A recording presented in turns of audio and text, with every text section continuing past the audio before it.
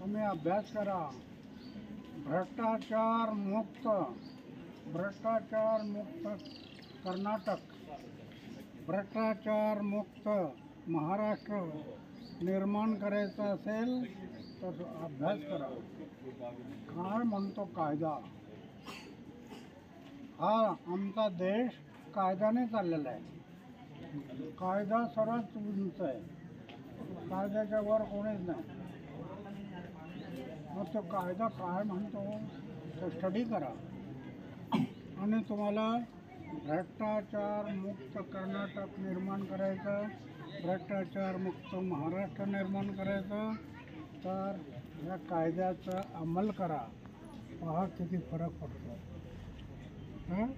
सगळ्यांना धन्यवाद.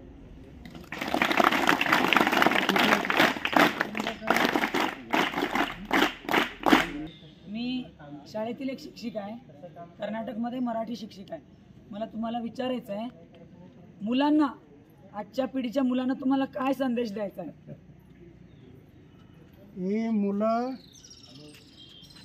मुलं आमची राष्ट्रीय संपत्ती आहे. हो, या मुलांच्या मध्ये उद्याचे महापुरुष आहेत. रवींद्र यांच्यामध्ये आहेत, टागोर यांच्यामध्ये आहेत, विवेकानंद यांच्यामध्ये आहेत.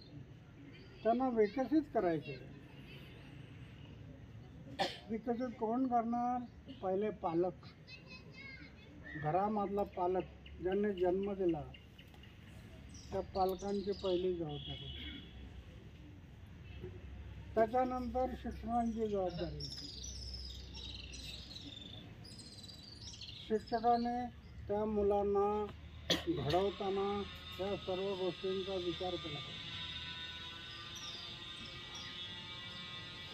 ही मुलं आचाराने शुद्ध पाहिजे,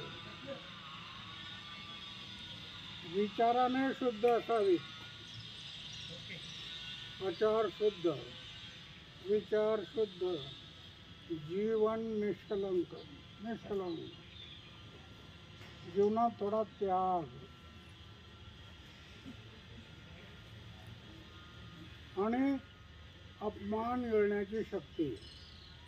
आता माझं वय 88 वर्ष झालं. 88.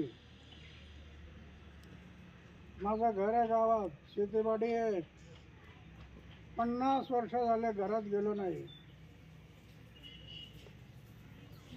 त्याग. जे करायचं माझ्या गावासाठी, माझ्या समाजासाठी, माझ्या देशासाठी.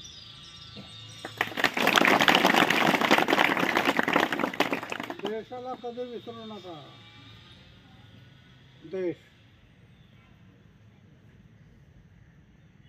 देश आपल्या डोक्यात पाहिजे.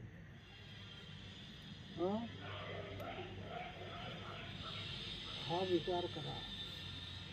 तुमच्यामध्ये उद्याचे महापुरुष जे लपलेले आहेत ते जर जागे झाले तर देशाचं उज्ज्वल भविष्य दूर नाही.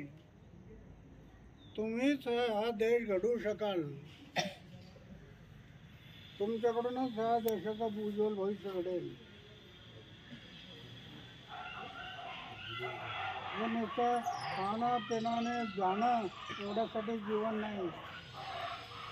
मानवी जीवन काय विशिष्ट जीवन. आता माझं 88 वर्षाचं वय झालं. एवढा सुद्धा दाग नाही जीवनात. एवढा सुद्धा दाग नाही. वाईट गोष्टीचा कुठला दाग लागू दिला नाही. त्याच्यामुळं राज्य असेल, इतर राज्य असेल, आता कर्नाटकमध्ये माझ्यावर पुस्तकं लिहिले आहेत. कर्नाटकमध्ये हे इथे तुम्ही पाहिलं असेल. त्याच्यात कन्नडीमध्ये माझ्यावर पुस्तकं लिहिलेले आहेत. त्याचं कारण आहे. असं तुम्ही आपल्या आयुष्यात करा. नुसतं खाणं पिण्याने मांडण्यासाठी जीवन नाही. मानवी जीवन हा विशिष्ट जीवन आहे. ईश्वराने त्याला ज्ञान दिलंय, बुद्धी दिली, शक्ती दिली. मी कोण आहे, मी कुठून आलो, माझं कर्तव्य काय, मला कुठं जायचं, हे सगळं विचार करण्याची शक्ती ईश्वराने प्राणी मात्रात फक्त मनुष्य जीवन जन्म दिले.